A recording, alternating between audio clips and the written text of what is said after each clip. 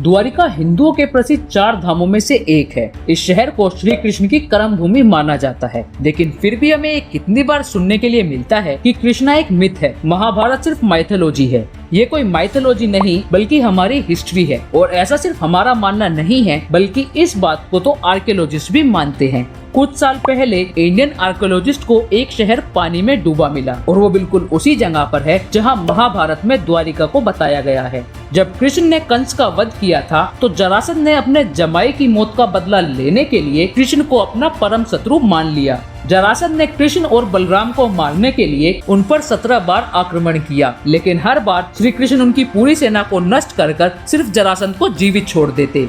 कृष्ण बार बार जरासंध के हमलों से परेशान होकर सभी मथुरा वासियों को गोमती नदी के किनारे गुजरात में ले जाते हैं और वहां जाकर अपनी नगरी द्वारिका को बसाते हैं। इस नगरी को बसाने का काम विश्वकर्मा को सौंपा जाता है। विश्वकर्मा से कहा गया कि उन्हें द्वारिका को ऐसा बनाना है कि एक शहर धरती पर हो और दूसरा समुद्र के ऊपर हो। विश्वकर्मा कृष्ण को बताते हैं कि ऐसी नगरी की रचना करने के लिए उन्हें समुद्र देव से इजाजत लेनी होगी, तभी वो द्वारिका की रचना कर पाएंगे। कृष्ण समुद्र देव की उपासना करते हैं, जिसके बाद वो उन्हें 12 योजन की जमीन देते हैं, जिस पर विश्वकर्मा एक अलौकिक शहर का निर्माण करते हैं। द्वारिका में कई बड़े बड़े मंदिर हुआ करते थे और वहाँ के लोग बेहद समृद्ध थे। महाभारत में द्वारिका को शंकोधरा भी कहा गया है। शंकोधरा का मतलब वो धरती जहाँ बहुत सारे शंख मिलते हो। आगे जाकर एक्सकवेशन में हमें उसी जगह पर इन शंखों के होने का प्रमाण भी मिलता है।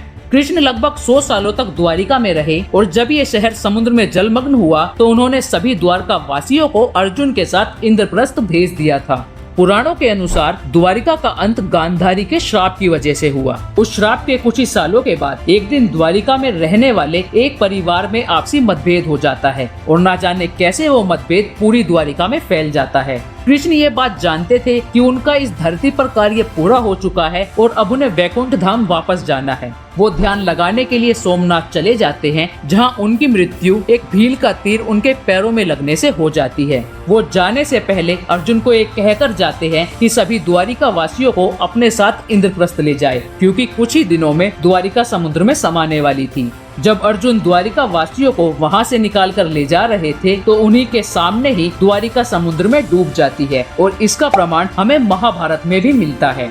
आप में से कई लोगों को ये सिर्फ एक कहानी लग रही होगी, लेकिन ये कोई कहानी नहीं बल्कि सच्चाई है। दुनिया में और भी कई ऐसे शहर हैं जो जल स्तर बढ़ने की वजह से समुद्र में डूब चुके हैं, लेकिन हम कभी भी उन पर कोई सवाल नहीं उठाते।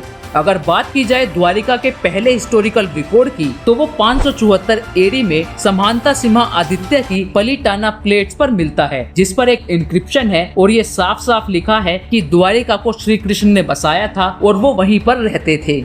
आज कई हजार सालों के बाद हमारे आर्कियोलॉजिस्ट ने भी द्वारिका के होने के प्रमाणों को ढूंढ लिया है। इसके लिए सबसे पहले डेक्कन कॉलेज ऑफ पुणे के प्रोफेसर की गाइडेंस में एक ऑफशोर एक्सकवेशन शुरू होती है। वो लोग द्वारिकाधीश मंदिर की सराउंडिंग से एक्सकवेशन शुरू करते हैं और सिर्फ 3 सालों में एक रिपोर्ट को पब्लिश करते हैं। उस रिपोर्ट में बताया गया था कि एक्सकवेशन में मिले सामान से कहा जा सकता है कि ये वही द्वारिका है जिसका वर्णन महाभारत के मौसल पर्व में मिलता है। द्वारिका का सच पता लगाने के लिए डॉक्टर SR राव, जो कि एक जाने माने आर्कियोलॉजिस्ट है, एक लंबे सफर पर निकलते हैं। द्वारिका टाउन के नॉर्थ साइड में डॉक्टर SR राव और उनकी टीम को एक 560 मीटर लंबी दीवार मिलती है, जिसकी कार्बन डेटिंग करने पर पता चलता है कि वो लगभग 3500 साल पुरानी है।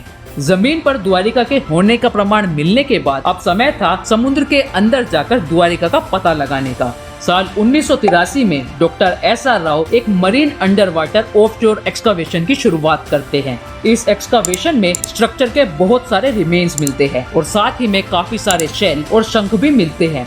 जैसा कि हमने आपको वीडियो की शुरुआत में बताया था, महाभारत में द्वारिका को शंकोधरा भी कहा गया है और शंखों का उसी जगह पर मिलना द्वारिका के होने की तरफ इशारा करता है। उसके बाद आगे की एक्सकवेशन में भी स्ट्रक्चर्स के बहुत सारे रिमेन्स मिलते हैं और काफी सारी मूर्तियां भी मिलती है। जैसा हमने आपको शुरुआत में बताया था कि कृष्ण ने समुद्र देव से द्वारिका के लिए जगह मांगी थी, तो एक्सकवेशन में ये पता चलता है कि जो स्ट्रक्चर्स मिले हैं वो भी हवा में थोड़े से रेज्ड है।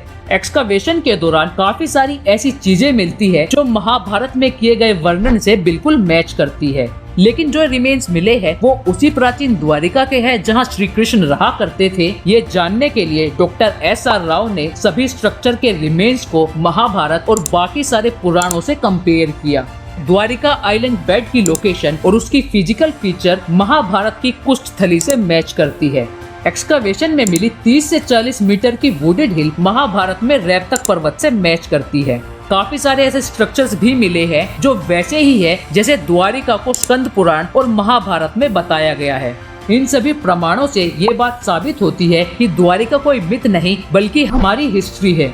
इन फाइंडिंग्स को मिले लगभग 30 साल हो गए हैं, लेकिन फिर भी आज ऐसे कितने सारे लोग हैं जो इसे अभी भी मिथ मानते हैं। आप लोगों की इस बारे में क्या राय है, हमें कमेंट सेक्शन में जरूर बताइए।